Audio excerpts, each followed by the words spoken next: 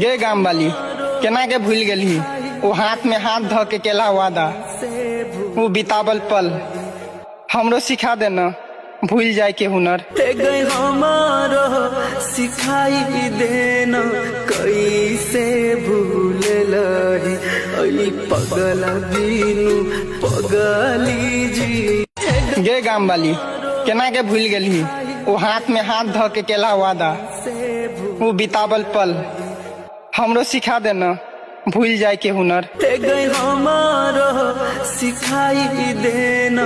कैसे भूल लही अली पगला बीनू पगली जी। गे गाम वाली केना के भूल गेली वो हाथ में हाथ ध के केला वादा वो बितावल पल हमरो सिखा देना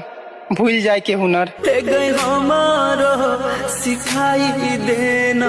कैसे भूल लही अली पगला बीनू पगली जी।